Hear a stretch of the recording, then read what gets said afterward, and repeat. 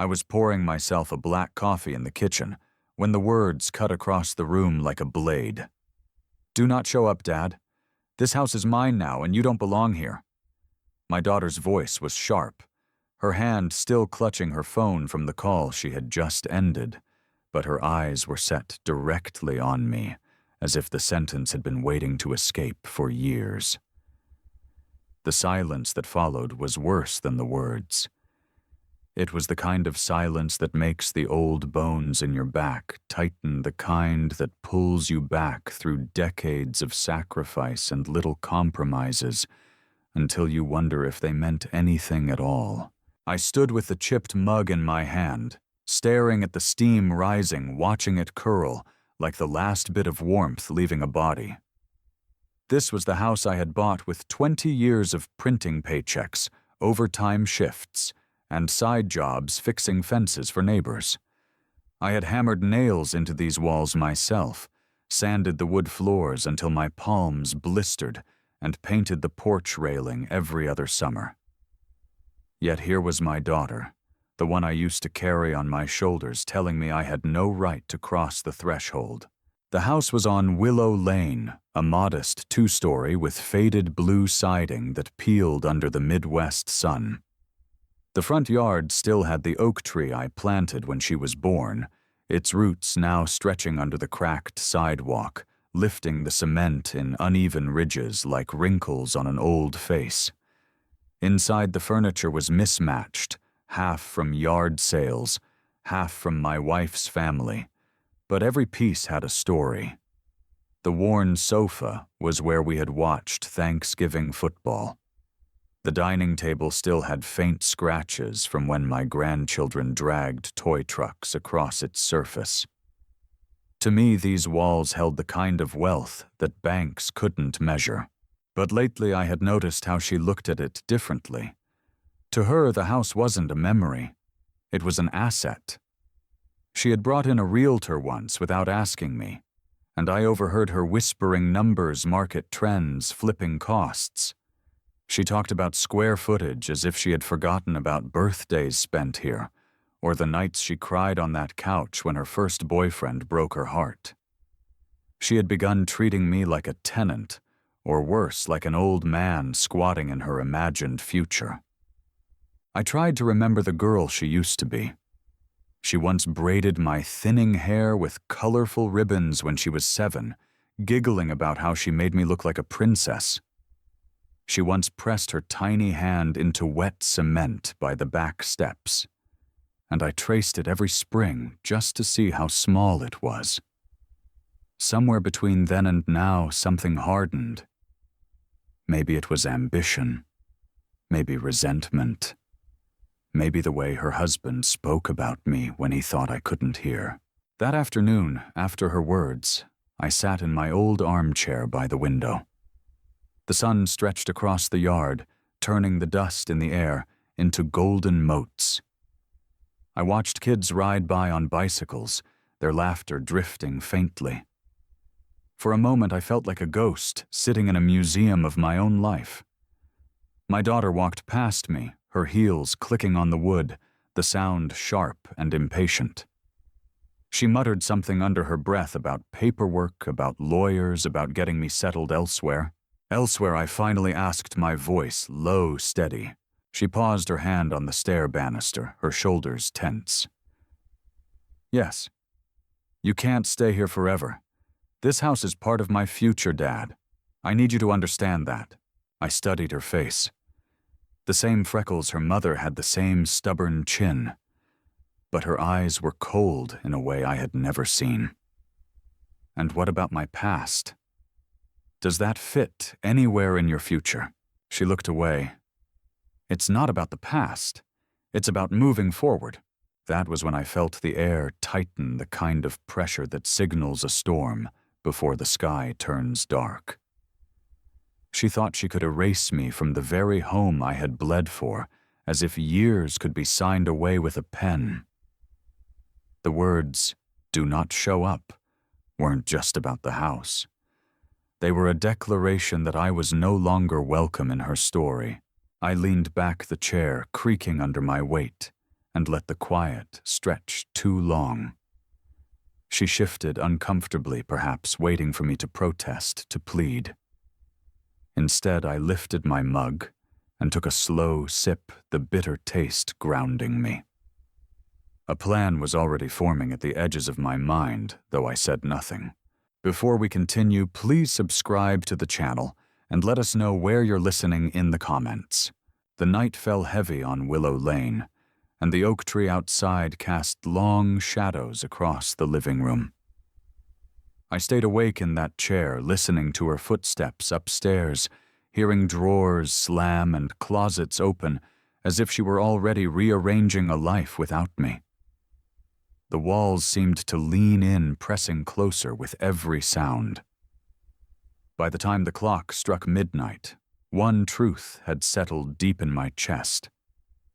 The fight had already begun, and the battleground was not just this house, but the bond between a father and his only daughter. The air inside the house carried a weight I had never felt before. Every creak in the wood seemed louder, every tick of the old wall clock sharper, as if the house itself had taken sides. I sat in that chair until the light of morning slid through the blinds and painted pale stripes across the floor. My daughter's words still echoed inside me, rattling around like loose change in an empty jar. Do not show up. The phrase had no place in a father's ears, not after all the years I had carried her on mine. I watched her descend the stairs in the early light, her hair pulled back tight, her eyes red from sleep or anger. She didn't look at me. She walked straight to the kitchen, poured herself coffee without offering, and left her empty mug in the sink. It was such a small act, but I noticed. In the quiet rhythm of family, small acts mean everything. They are the little hinges that tell you whether the door is open or closed. She had once been the kind of girl who left notes on the fridge for me scribbled in crayon. "Love you, Daddy," with a crooked heart at the end. I kept one of those notes folded in my wallet for years, until the paper wore thin. Now she couldn't even leave a rinsed cup in the sink without it cutting me open. I went outside after she left for work, stepping onto the porch that sagged under my weight. The yard still smelled of dew, and the grass shimmered in the light. I stood under the oak tree, running my hand along its bark. I remembered planting it on the day she came home from the hospital, swaddled in a blanket her grandmother had knitted. I had promised her mother that this tree would grow as our daughter grew. And it had.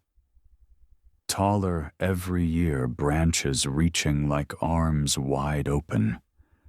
Now those same branches cast long shadows that seemed to whisper back at me, asking if I had failed. Inside the garage, the smell of motor oil and old sawdust filled my lungs. My tools hung neatly on the wall, each in its place, each telling a story of repairs made, shelves built, winters survived. I thought about the years I had spent working at the press downtown, the ink staining my hands so deeply that no amount of scrubbing could erase it. That paper had been my livelihood, and quietly much more than that. I had learned every corner of the business, every name that mattered in the county. My daughter never cared to know. To her, I was just the man who came home tired with grease on his shirt and ink under his nails. By noon, I found myself back in the kitchen, staring at the counter. A pile of unopened mail sat there, most of it hers. I shuffled through the envelopes, bills, advertisements, letters with her name printed boldly in black. She was building a life in this house, as if I were only a ghost in the background. I wondered if she ever told her friends the truth, or if she spoke of me as some old burden who refused to step aside. The sting of her words did not dull as the hours passed. They grew sharper, burrowing deeper. What she had said wasn't just a careless remark. It was a verdict, a sentence. She wanted me gone. Later that evening, as the sun dropped low, she returned with her husband. He walked in like the place already belonged to him, his shoes tracking dirt across the floor I had polished for decades. He clapped his hand on my shoulder too firmly, the way younger men do when they want to show who is stronger. "Evening, sir," he said with a smirk, then whispered just loud enough for me to hear, "Don't worry, we'll take good care of this place." My jaw clenched. He looked at the walls like he was measuring them already, imagining renovations, profits, and sales. My daughter followed behind him, her arms folded, her eyes avoiding mine. They began talking in low tones about plans, about furniture, to move about rooms, to repaint. They spoke as if I were invisible. I sat at the table listening to every word. Something inside me shifted. It was not just pain anymore.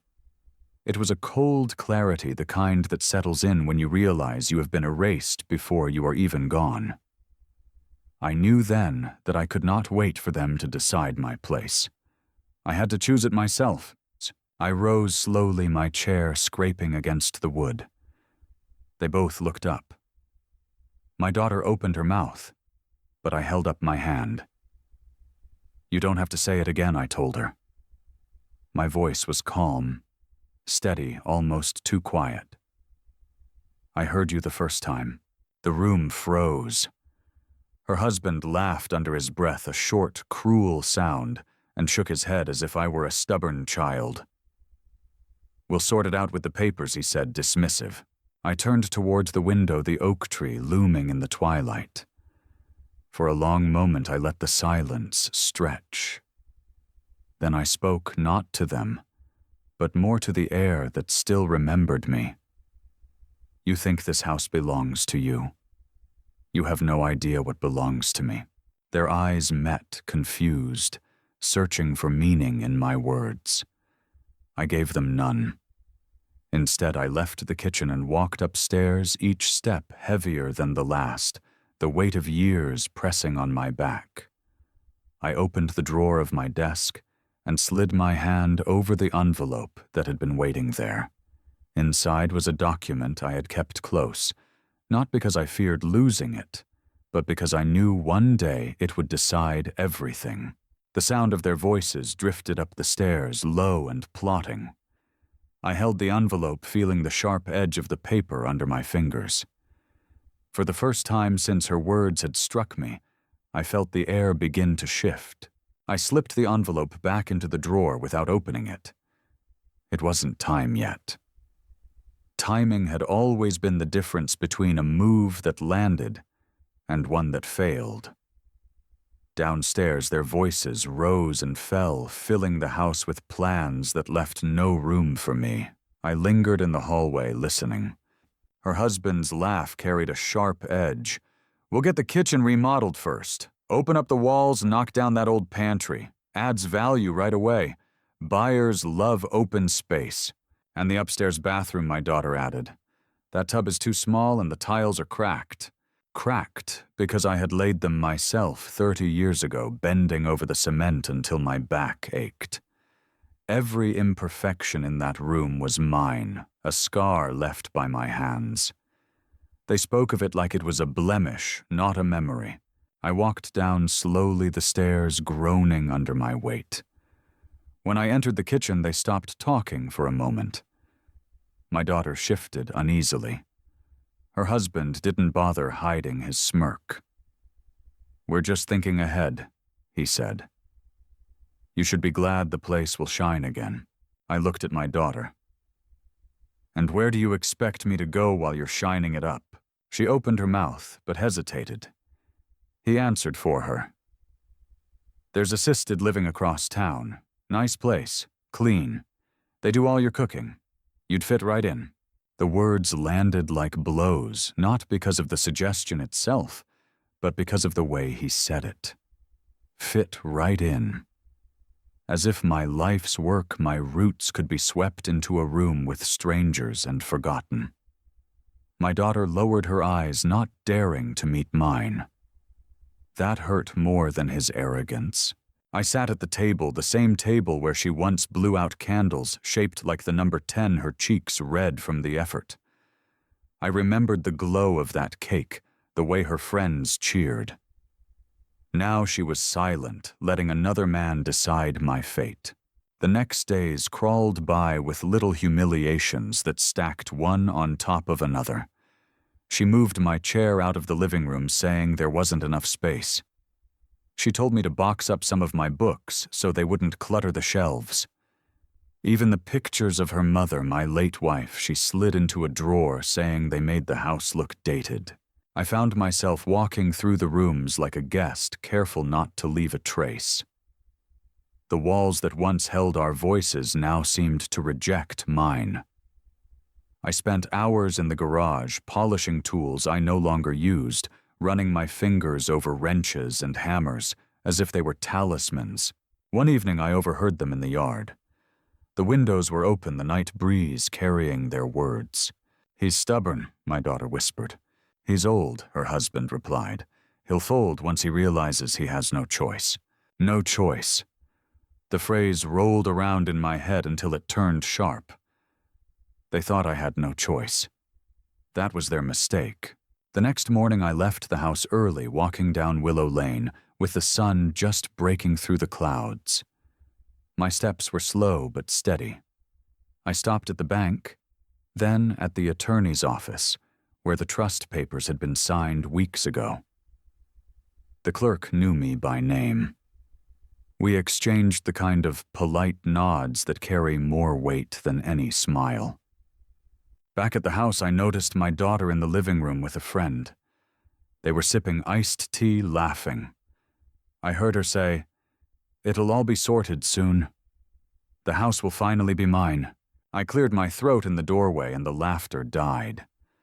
She glanced at me, annoyed, embarrassed. "Dad, this is private." I stepped inside anyway. "Nothing in this house is private," I said, my voice calm, too calm. Her friend shifted uncomfortably, then excused herself, leaving us alone. My daughter set down her glass with a clink that echoed. "Why do you have to make this difficult? You know it's better if you let go." Let go. Another phrase. They kept telling me to let go, but what they didn't understand was that I already had, just not in the way they imagined. I walked to the desk in the corner, opened the drawer, and pulled out the envelope. I held it for a long moment, then slipped it into my jacket pocket. My daughter's eyes narrowed, suspicious. "What is that?" she asked. "Something you'll see soon enough?" I answered. Her lips tightened, but she said nothing more. She didn't press me, and that told me everything. She thought she had already won. She thought I was clutching old papers like a child with a toy, powerless to stop the tide. That night as I sat by the window, the street outside was empty. The oak tree's branches brushed against the glass with a hollow scrape. I opened the envelope and looked again at the deed, the trust documents, the signatures lined in neat black ink. They weren't just papers. They were my voice waiting to speak when I chose the time. I closed the envelope, slid it back into my pocket, and looked out at Willow Lane. A single car passed its headlights, cutting through the dark. And in that moment, I realized something that made my chest tighten. They had underestimated me completely, and tomorrow they would learn the truth in a way they could never forget. The next evening, the house felt less like a home and more like a stage set for someone else's play. My daughter's laughter drifted from the living room, mingling with voices I didn't recognize. When I stepped closer, I saw her husband, his parents, and even her cousin gathered around wine glasses raised. They spoke about remodeling costs, property taxes, and how young families need space like this. Not once did anyone look in my direction. I lingered in the doorway, unseen, though I stood in plain sight. Her husband's mother gestured around the room. "You'll make this place shine. It's perfect for raising your own children. Not many people your age get such a head start.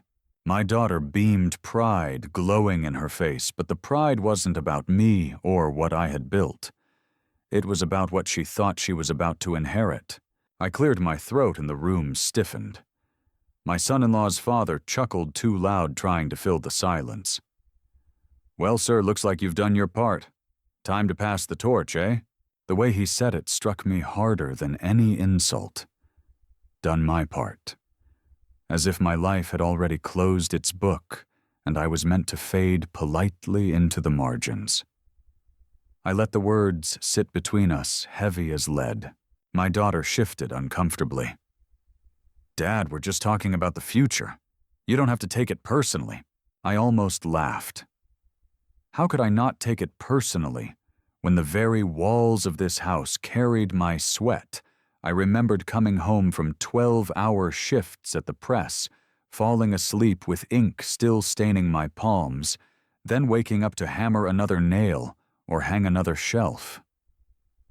The sound of the hammer had been my lullaby. The smell of sawdust had been my Sunday prayer. And now they talked about my labor as if it were a set of outdated drapes to be replaced. Her cousin Younger, eager to impress, piped up, "You should see the market, Uncle. This house could fetch triple what it's worth on paper. It's practically a gold mine." The others nodded, eyes shining with greed, and my chest burned.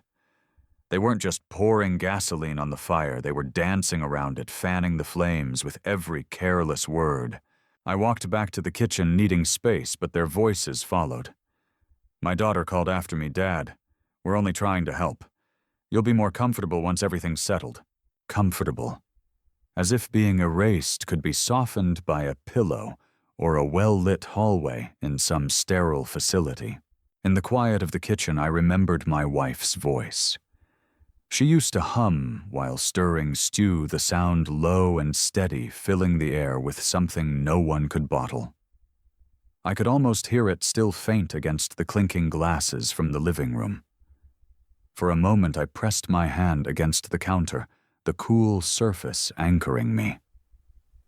She would have known what to say.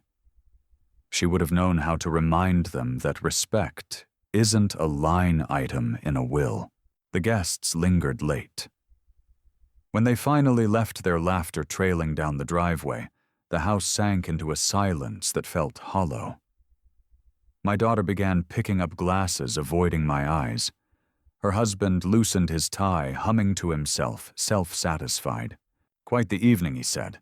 "We'll need to get those appraisals lined up soon." That was when I reached into my jacket. My daughter froze as I laid the envelope on the table.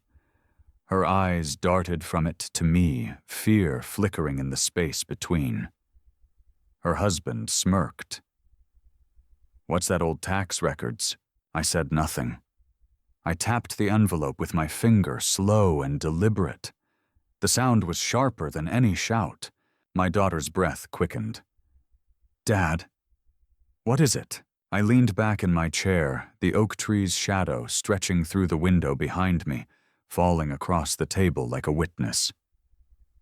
"It's something you're not ready to see," I said, my voice steady but low. Her husband laughed again, but there was less ease in it now. He reached for the envelope, but I pulled it back. "Not tonight," I told him. Not in front of empty glasses and careless words. The silence that followed was heavier than all their laughter combined. My daughter clutched the edge of the table, her knuckles white. She knew. Somewhere deep inside, she knew the ground under her was about to shift. I rose, slid the envelope back into my jacket, and started toward the stairs. The last thing I saw before turning away was her face caught between defiance and dread, a daughter suddenly unsure of the story she had been writing without me. Upstairs in the dark of my room, I placed the envelope on the dresser, where the moonlight struck it clean. I lay on the bed, eyes open, listening to their muffled whispers below. I couldn't make out the words, but the tone was clear, panic stitched into anger, worry masked by arrogance. When the whispers faded, I closed my eyes. Tomorrow the weight of truth would land, and when it did, it would not be gentle. The night gave me no rest. I lay staring at the ceiling, listening to the steady groan of the old beams, the same beams I had raised with my own hands. Downstairs, I could still hear the faint murmur of my daughter and her husband. The words were indistinct, but the rhythm told me enough. They were planning, plotting, moving forward as if my presence was nothing more than an obstacle to be cleared. At some point, exhaustion pulled me under, and when I woke, the sun was already high. The house smelled of coffee, but no one had poured me a cup. I went downstairs to find my daughter at the table, scrolling her phone, her husband leaning against the counter with his arms crossed. Both looked up as I entered, and the air was thick, as if they had been waiting for me. Her husband's smirk carried an edge sharper than before. "We've spoken to a realtor," he said. "They'll be coming by tomorrow to start the valuation. Best to get things moving." My daughter nodded, avoiding my eyes. "It's time, Dad. We can't wait any longer." The words hollowed me out. I felt my knees weaken the floor beneath me, stretching like thin ice. I gripped the back of a chair, staring at her, searching for the girl I used to know. But the girl who once pressed her small hand into wet cement behind the porch steps was nowhere to be found. I sat down heavily, the room tilted memory colliding with the present. I saw her at 6 years old, running barefoot across the yard, pigtails flying. I saw her at 12, clutching her mother's arm at the funeral, her tears soaking through black fabric. I saw her at 16, slamming the door after our first fight about curfew. Each image stabbed at me, demanding answers I couldn't give. "Do you remember?"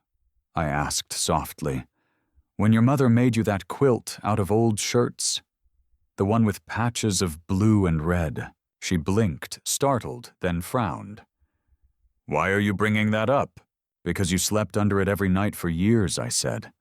"Because you used to say it kept the nightmares away. And now you sit here telling me I don't belong in the house where that quilt was stitched." Her husband scoffed. "We're talking about property, not bedtime stories." The remark hit like a hammer. My chest ached, and for a moment I couldn't breathe. I pushed back from the table, standing too quickly, my head swimming. My daughter's face blurred as tears welled, but I held them back. Showing weakness would only feed the fire. I staggered to the window, gripping the frame, staring out at the oak tree. Its branches swayed in the wind, and I remembered the day we carved our initials into the bark mine, my wife's and our daughter's all tied together in a crooked heart. The carving was still there, weathered but unbroken. The sight of it steadied me, even as everything inside threatened to collapse. Behind me, I heard my son-in-law's voice again, smooth, confident. "It's simple.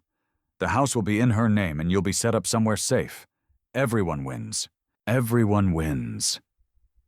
The phrase made me turn slowly, my hand still on the frame.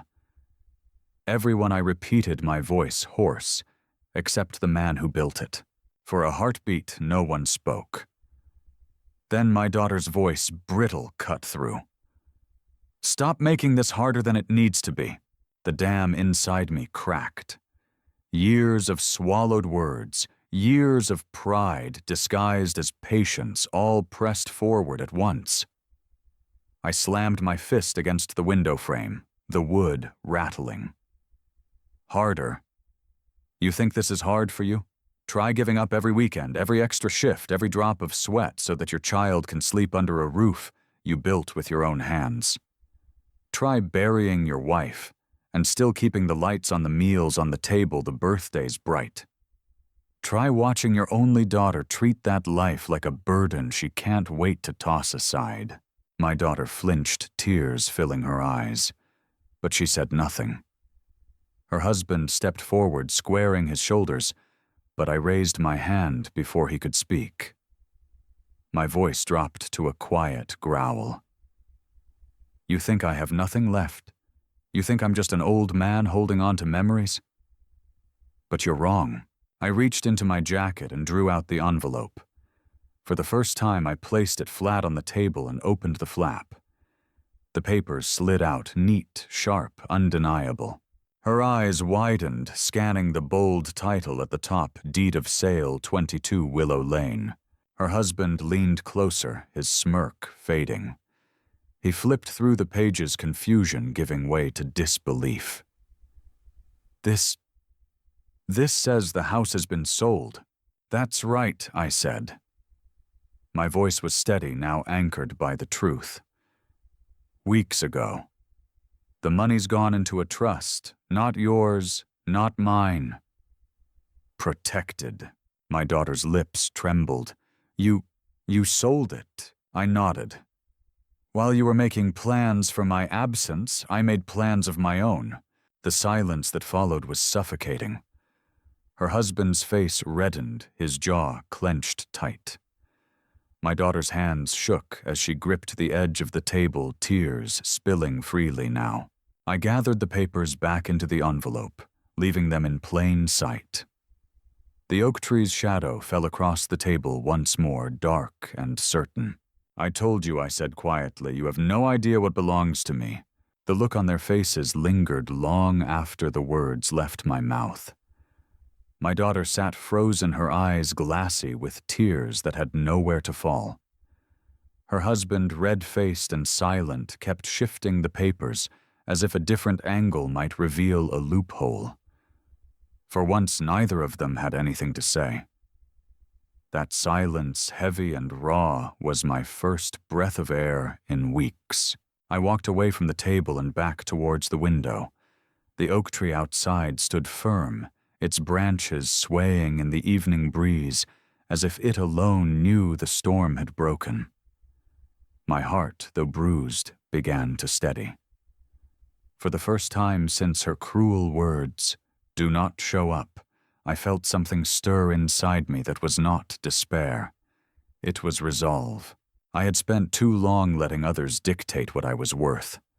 I had let their careless voices reduce me to a burden, an afterthought. But I was still the man who had raised these walls, who had earned every nail, every shingle, every dollar. The trust, the deed, the sale, it wasn't just a maneuver of money. It was a reclamation of my dignity. I thought of my wife, of her quiet strength. She had always known when to bend and when to hold firm. I remembered her telling me once in the kitchen late at night while our daughter slept upstairs. Love doesn't mean surrender, not when surrender means erasing yourself. Those words returned to me now, sharp and steady, reminding me who I was. Downstairs, the voices picked up again, hushed but frantic. My son-in-law hissed accusations, blaming my daughter for not foreseeing this. She sobbed, saying she didn't understand, that she thought the house was secured. Their words tangled into a mess of guilt and anger. I listened from the hallway, calm in a way that surprised me. The storm was theirs now, not mine. Later that night, when the house had gone quiet, I sat in my armchair with the envelope on my lap. I didn't need to look at the papers anymore. I knew what they said. Instead, I let my mind drift to what came next. I hadn't just sold a house. I had freed myself from a chain of expectation. For years, I had held on to this place, believing it was the anchor of family, the one piece of ground that tied us together. But maybe it wasn't the house at all. Maybe it never had been. The more I thought, the clearer it became. Family isn't wood and plaster. Family is respect, trust, love given without condition. And if those things are absent, a house is nothing but a hollow shell. By selling it, I had stripped away the illusion. What was left now was the truth, bare and unflinching. In the days that followed, I felt my strength return in ways I hadn't expected. I woke earlier, my steps firmer, my voice carrying weight again. Neighbors waved as I walked down Willow Lane, and I no longer avoided their eyes. I went to the bank, finalized arrangements with my attorney, and began thinking about where I wanted to live next. For the first time in years, the decision was mine alone. Still, there was pain. My daughter's face haunted me, the way her tears fell when she realized what I had done. I remembered her as a little girl tugging on my sleeve, begging me to read her just one more bedtime story. I remembered the way she had leaned against me at her graduation, whispering thank you with her cap still tilted on her head. Those moments lived in me, even as the present cast them in shadow. One evening, as the sun sank behind the oak tree, she knocked on my door. Her husband wasn't with her. She stood small in the doorway, her arms crossed, tight eyes swollen from crying. For a long moment, neither of us spoke. Then she whispered, "Why, Dad?" I held her gaze, seeing not the woman who had tried to erase me, but the child I had once carried on my back. "Because you told me not to show up?" I said. My voice was steady, not cruel, not angry, but final. She stepped inside, her movements uncertain. She looked at the envelope still resting on the table, then back at me. "I didn't mean it," she said, her voice breaking. "I was angry. I was stupid. Please, don't shut me out." Her words trembled in the air, fragile and raw. For a moment, I almost reached for her, almost gave in to the weight of memory. But then I remembered every humiliation, every dismissal, every small cruelty stacked one on top of the other. Forgiveness couldn't be given so cheaply. I leaned forward, folding my hands. "You'll have to prove you mean that I told her. Not with words, with the way you live." Her tears flowed freely now. She nodded, but whether she understood, I couldn't say. She turned to leave, pausing at the door, her shoulders hunched. The sight of her retreating figure tore at me, but I held my ground.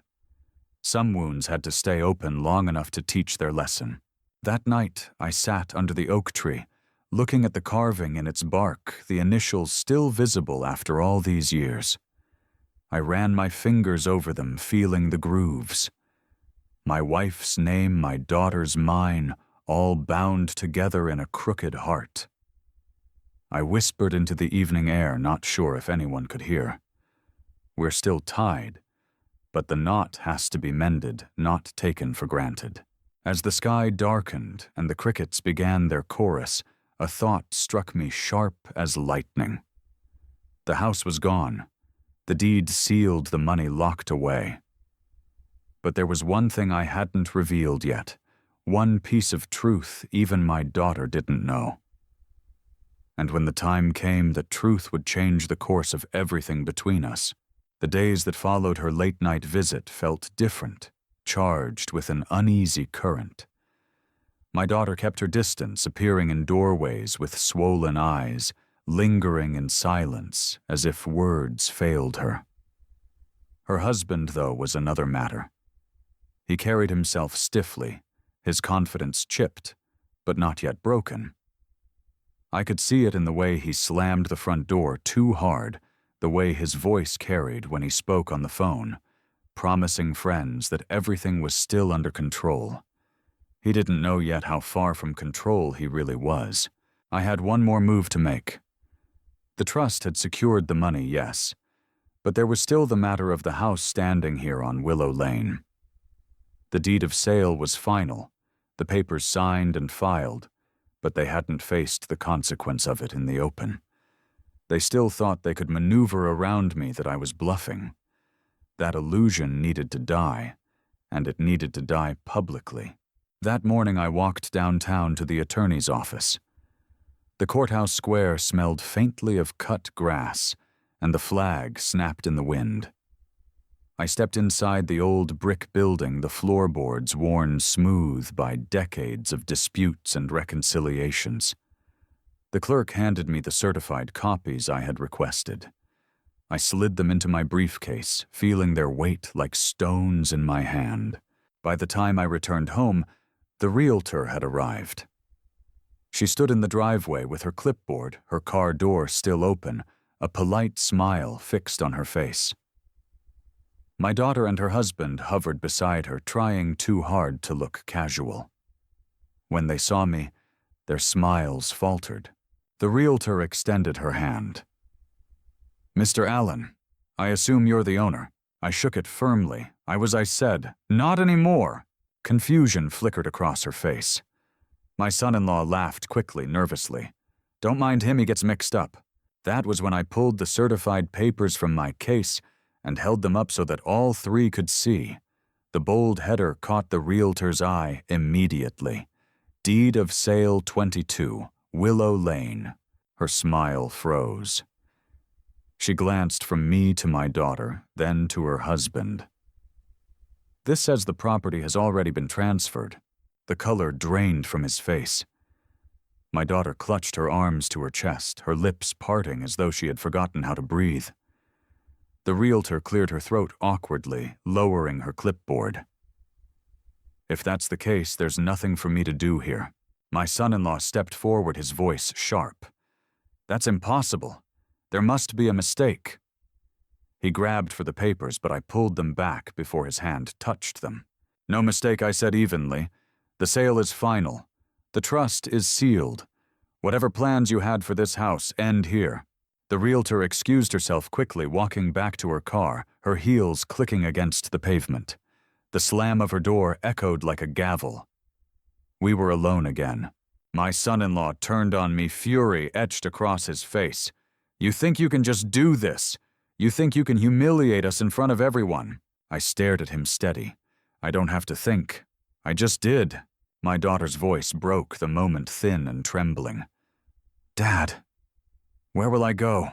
It was the first honest question she had asked in months. For an instant, the edge of my resolve wavered, the memory of her as a child tugging at me. But then I remembered the laughter of her cousin in this very house, the smug talk of renovations, the word elsewhere hanging in the air like a curse meant for me. "You'll figure it out," I said, my voice quiet, almost gentle. The same way I had to when life took more than it gave. Her tears came then hot and fast. She sank into a chair on the porch, covering her face with her hands. Her husband paced like a trapped animal, cursing under his breath, but offering her no comfort. For the first time, he had nothing to say. I turned away, walking to the oak tree. The evening light filtered through its branches, the carving of our initials, catching a glint of gold. I ran my fingers over it, steadying myself. Behind me, the house no longer sounded like home. It sounded like a battlefield cooling after the fight. And then as I stood there, I heard her voice, fragile but urgent. "Dad, please don't walk away." I turned slowly. Her eyes were swollen, her hands trembling in her lap. But it was not the plea itself that caught me. It was what she held in her hands, my wife's old quilt, the one made of patched shirts pulled from wherever she had hidden it. She clutched it tight against her chest, as though she finally remembered what it meant. The sight rooted me to the spot. My son-in-law stopped pacing, his eyes darting between us, sensing something he could not control. And in that charged silence, I realized the next move wasn't about the house or the deed. It was about something far deeper, something that could break us completely or pull us back from the edge. The quilt in her arms shifted the air more than any words could. My daughter held it like a lifeline, her fingers twisting the faded edges, her eyes searching mine with a desperate mix of shame and longing. For a moment, I saw the little girl, who used to curl beneath it, whispering that monsters couldn't find her if she stayed under the red and blue patches. Her husband broke the silence first, his voice sharp, brittle. "Are you really going to beg him after everything he humiliated us? He stripped this house from you. Don't lower yourself." She turned on him, her voice trembling but firm. "You don't understand. This isn't just about a house. It never was." His jaw tightened. "It's always about property, about what we build for the future." I stepped closer, my voice low but cutting. "No, son. You don't build a future by gutting the past. You build it by carrying it forward, by honoring it. And you've done nothing but trample it." He opened his mouth to fire back, but my daughter stood between us. Her eyes brimmed with tears as she looked at me. "I thought I was strong when I pushed you out. I thought telling you not to show up was power. But it was weakness. I was afraid to face my own failures, so I tried to make you small instead." Her words pulled something deep inside me, a knot that had been tightening for months. I let out a long breath, the sound rough in my chest. "You can't make someone small who carried you on his shoulders for half his life. You can't erase a man who bled into these walls, but you can lose him. That's the choice you've been making." Her tears spilled freely now. She clutched the quilt tighter, rocking slightly as if holding on to more than fabric. Her husband muttered curses under his breath, pacing like an animal cornered, but the energy in the air was no longer his. She turned toward him suddenly, her voice cracking like thunder. "Stop! You've done enough. All this talk of profit, of markets, of tearing down what was built, it's poison. You don't care about family. You only care about what you can take." He froze, stunned by her defiance. "You're siding with him now after everything." "I'm remembering who I am," she said, her voice steadier. "And who I've been trying not to be." The room pulsed with tension. I stepped back slightly, letting her words fill the space. This wasn't about me forcing her hand. This was about whether she could find her own voice in the ruins of what she had tried to claim. Her husband sneered, his face twisted. "You'll regret this. Without this house, without me steering things, you're nothing." That was when she laid the quilt on the table, the patches spreading like a map of old wounds and old love. She pointed at it, her finger trembling. "This is what made me something. Not you. Not your plans. Him." She looked at me, then her eyes breaking open. "I don't know how to fix what I've broken, Dad, but I know I can't keep letting him break it further." Her husband's eyes darted between us, panic flickering where arrogance used to sit. He reached for the papers still on the table, as if by touching them he could undo the truth. I put my hand down firmly on them before he could. Our eyes locked, and for the first time I saw fear in his. "You've taken enough," I said, my voice steady final. The silence that followed was jagged, each second stretching like a taut wire. My daughter stepped back from him, her shoulders shaking, her breath shallow. He stood there, fists clenched, the reality closing in around him. And then without warning he turned and stormed out the door, slamming it so hard the windows rattled. His footsteps faded down the driveway, swallowed by the night. The house was suddenly too quiet. My daughter stood in the middle of the room, trembling, the quilt draped across the table between us like a fragile bridge. She looked at me with swollen eyes. "I don't deserve it," she whispered. "But please, don't give up on me." I stared at her, the weight of years pressing hard, the memory of promises made to her mother echoing in my ears. I wanted to reach for her, to fold her into the arms that had carried her through storms before. But something held me still. Forgiveness had to be earned, not granted in a moment of panic. I stepped closer, my hand brushing the edge of the quilt. My voice was low, steady. "If you want me in your life, you'll have to prove it every day from here on. Words are wind. I need to see the roots." Her lips trembled, but she nodded. Tears slid silently down her cheeks, falling onto the quilt, darkening the fabric in tiny spots. The sight pulled at me, tore at me, but I held my ground. And then she whispered something I hadn't expected, words so small I almost missed them. "He's not done, Dad. He'll come back. He'll try to take more." The air thickened at once. I looked toward the door where her husband had vanished the night beyond, black and heavy. In the distance, a car engine roared to life, then cut abruptly, as if he had stopped at the edge of the street. The quiet that followed was not peace. It was the pause before something darker.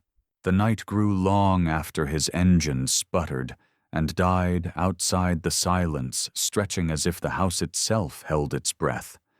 My daughter sat at the table with the quilt, her fingers tracing the seams like a rosary, her tears drying into quiet resolve. I stood at the window watching shadows bend across Willow Lane, listening for footsteps that never came. The danger was real, but heavier still was the lesson hanging in the air. I thought of the years when family meant something different, when we were bound not by property, but by love carved into daily rituals. My wife cooking stew on winter nights, my daughter's voice singing out from her bedroom, the smell of fresh ink on my hands as I kissed their foreheads before bed. Those moments built the true house, one no deed or sale could touch. Somewhere along the way, greed had crowded out gratitude, and respect had been traded for control. That I realized was the wound deeper than any insult. I sank into my armchair, the one they had tried to push aside, and let my eyes fall on the photographs still hanging on the wall. My wife's smile from 20 years ago, my daughter holding her firstborn, my own face younger, prouder, believing the world could not fracture what was whole. How wrong I had been, yet how necessary it was to face the break. A family that cannot look truth in the eye will crumble, no matter how strong its foundation. My daughter finally spoke, her voice raw but steady. "I don't know if you can forgive me, Dad. I don't know if I'll ever deserve it." I looked at her, then really looked. Not at the woman who had pushed me aside, not at the child I had carried, but at the fragile soul trembling between the two. "Forgiveness isn't about deserving," I said softly. "It's about deciding not to let anger own you. But respect you'll have to earn. Without it, forgiveness is just words." Her nod was small, her eyes wet again, but there was something new in her face, a spark, the first flicker of humility. Maybe it would grow. Maybe it wouldn't. That choice was hers.